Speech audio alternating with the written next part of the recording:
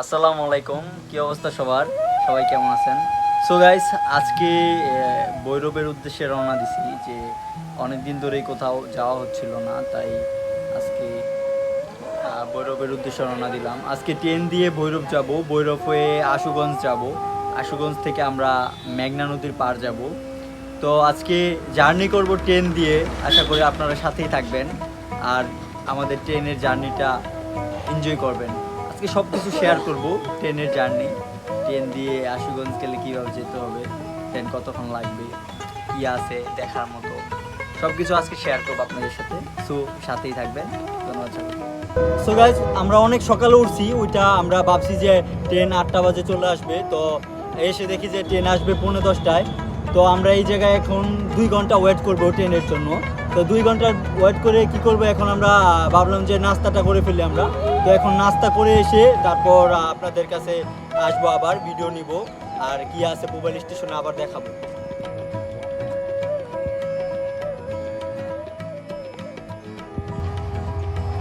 এই ট্রেনটি হয়তোবা চট্টগ্রাম থেকে আসছে। এটি একটি মালবাহী ট্রেন। আমি আপনাদের জন্য শুট নিয়ে দেখাচ্ছি জাস্ট।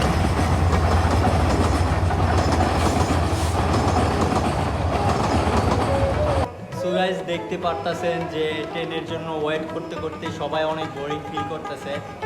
আর মাত্র 15 মিনিটের ভিতরে আমাদের ট্রেনটি চলে আসবে, আমরা ট্রেনে উঠে পড়বো। তো ট্রেনে উঠে আপনাদেরকে ভিডিও দেখাচ্ছি। সো গাইস, দেখতেই পাচ্ছেন আমাদের ভৈরব যাওয়ার ট্রেনটি চলে আসছে, এখন আমরা ট্রেনে উঠবো।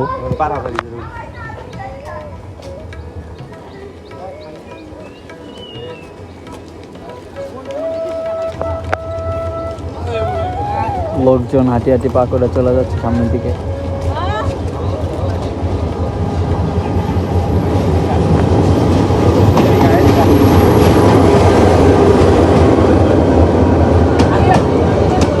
ট্রেনে ওঠার পর আপনাদেরকে ভিডিও দিচ্ছি। সো গাইস, প্রকৃতি যে কত সুন্দর তা আমি আপনাদেরকে কীভাবে বোঝাবো।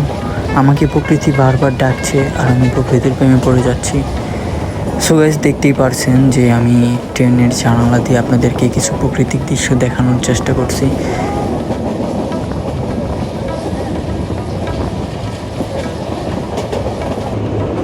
সো গাইস, আস্তে আস্তে আমরা মেঘনা নদীর কাছে চলে আসছি। তো আপনারা দেখতেই পারছেন যে এখন আমরা ট্রেন দিয়ে মেঘনা নদী পার হচ্ছি। আর এই ভিউটা জাস্ট অস্থির গাইস, এক কথায় কী বলবো, আমার কাছে এত ভালো লাগছে, এত ভালো লাগছে। আমি ট্রেনের দরজায় দাঁড়িয়ে জাস্ট হা করে তাকায়াছিলাম যে আসলে প্রকৃতি কত সুন্দর হতে পারে। আর এটা ক্যাপচার করছি জাস্ট আপনাদের জন্য। আমার জন্য অনেক রিস্ক হয়ে গেছিলো যে এক হাতে ফোন ধরে আরেক হাতে ট্রেনের দরজায় দাঁড়িয়ে এই ভিডিওটা নেওয়াটা। আসলে তারপরও আমি নিছি যে আপনারা দেখবেন। আসলে গাইস দেখেন কত সুন্দর একটা ভিউ এটা। সো গাইস, আপনারা দেখতে পারতেছেন যে আমরা আশুগঞ্জ স্টেশন নেমে আমরা মেঘনা নদীর পার চলে আসছি। তো এই পাশে এসে আমরা যা দেখি যে আমরা যে বালুর চরটিতে যাওয়ার কথা ছিল, ওই চরটি পানি দিয়ে ডুবে গেছে। তো আমরা একটি নৌকাওয়ালা মামার সাথে কথা বলছি যে ওই পাশে নাকি সব পানি দিয়ে একদম ডুবে গেছে, যে ওই পাশে যাওয়ার মতো এখন আর কোনো সিচুয়েশন নেই। তো ওই পাশে যদি যাওয়ার মতো সিচুয়েশন থাকে বা যাওয়া যায় তাহলে আমরা অবশ্যই যাবো, আমরা আপনাদেরকে ভিডিও করে দেখাবো। আপাতত আমরা মেঘনা নদীর পাড়েই আছি, ভিডিও করে আপনাদেরকে দেখাচ্ছি। একদম পানি দিয়ে পুরা চরটাই ডুবে গেছে।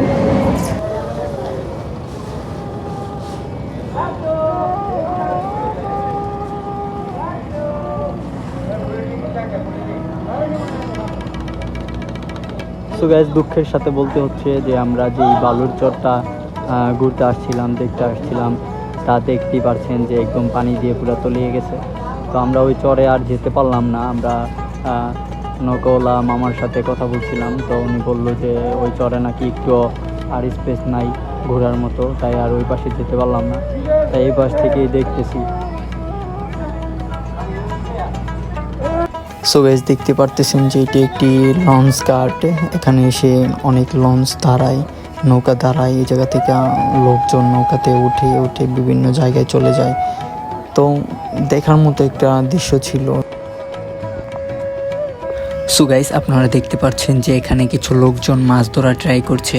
সো গাইস, আমি জিজ্ঞেস করলাম ওনাদেরকে, তো ওনাদের মাছ ধরার উপরেই নির্ভরশীল থাকে তাদের ফ্যামিলি বা তাদের জীবনযাপনটা।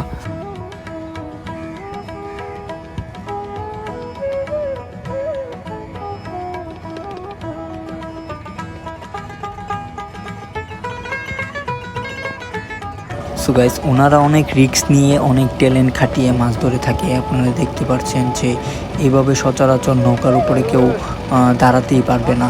ওনারা যেভাবে দাঁড়িয়ে বা এনজয় করে মাছ ধরে, এটা অনেকে হয়তো বা কখনো পারবেই না। আমি জানি না আপনারা কি ভিডিওতে কোনো কিছু দেখতে পারতেছেন কি না। আমি জাস্ট এইটুকু বলতে চাই যে বৃষ্টি হচ্ছে আর নদীতে যেই পরিমাণ স্রোত, যদি একটু 19 থেকে 20 হয়, আমার কাছে মনে হয় না যে ওনারা উপরে উঠে আসতে পারবে। আর আমি একটা জিনিস বুঝতে পারলাম যে মেঘনা নদীর পাড়ে যারা বসবাস করে তাদের জীবনটা আসলে এত সোজা না, এত ইজি না। তাদের পুরা ফ্যামিলিটাই চলে তাদের রোজগারের উপর, তাদের মাছ ধরার উপর। দেখতেই পারতেছেন যে তাদের পাশ দিয়ে এরকম বড় একটা লঞ্চ যাচ্ছে যে এটার ঢেউ যদি ভালো করে তাদের নৌকাতে লাগে তাহলে মনে হয় না যে তাদের নৌকাটা বেঁচে থাকবে উপরে। সো গাইস, এটা আসলেই অনেক কষ্টের একটা কাজ। সো গাইস, বৃষ্টির কারণে সব প্ল্যানিং নষ্ট হয়ে গেছে। আমরা ওই পারে যেতে চাইছিলাম কিন্তু যেতে পারলাম না, হঠাৎ করে বৃষ্টি শুরু হয়ে গেছে, তাই আর যাওয়া হলো না। তো আমাদের ট্রেন চলে আসবে 3:20-এ, তো এখন বাজে 2:24। তো আমাদেরকে স্টেশনের দিকে রওনা দিয়ে দিতে হবে, নয়তো আবার আমরা ট্রেন মিস করবো। আর ট্রেন যদি মিস করি তাহলে বাসায় পৌঁছাইতে অনেক সমস্যা হয়ে যাবে আমাদের জন্য। সো ওই পাশে আর যেতে পারলাম না, ওই পাশে যাওয়ার অনেক ইচ্ছা ছিল, তো বৃষ্টির কারণে নৌকাও এখন ওই পাশে আর যাবে না। সো গাইস, আমরা মেঘনা নদীর চর থেকে এখন আশুগঞ্জ স্টেশনে চলে আসছি। সো আমাদের ট্রেন চলে আসবে 3:25-এ, তো আমরা তাড়াতাড়ি চলে আসছি। আমরা 1 ঘন্টা 45 মিনিট আগে চলে আসছি আর কি, যে আমরা ট্রেনটা যদি মিস করি তাহলে আমাদের বাসায় ফিরাটা আসলে অনেক কষ্ট হয়ে যাবে, তাই আমরা আগেই চলে আসলাম। এখানে আমরা এখন বসে আছি ট্রেনের অপেক্ষায়। সো গাইস, প্ল্যাটফর্ম দিয়ে হাঁটাহাঁটি করার সময় দেখলাম যে একটা অন্ধ মানুষ আসলো দোতারা নিয়ে। তিনি নাকি গান বলতে পারে, তো গান শুনি আমরা।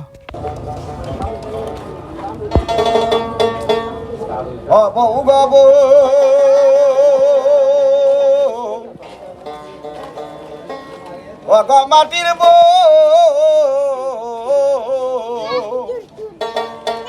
প্রথম কবর করো পাখি বেতন মাতাহারি সোল পরে যাবে মুখের দন্ত কাহানি। আরে কবরি কর কবুল কমবে চৌকে রৌশনি। আরে কবরি কর কবুল কমবে চৌকের রৌশনি। নিতে আইলে নায়র যাইবানি মাঠের বউ গা সঞ্চহনি গো অরঙ্গের বউ সুচনি। নিতে আইলে নায়র যাইবানি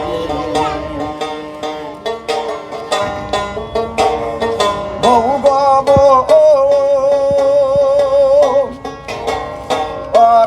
মাটির বউ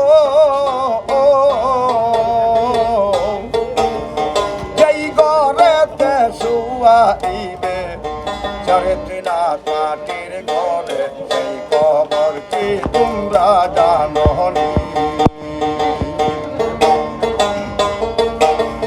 নাই বিছানা নাই মশারি নাই তোর সঙ্গের সঙ্গে,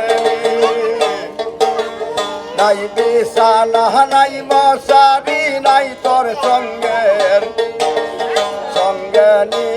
নিতে আইলে নায়র যাইবানি মাঠের বউ গো সন্তনি গো অরঙ্গের বউ সন্তনি।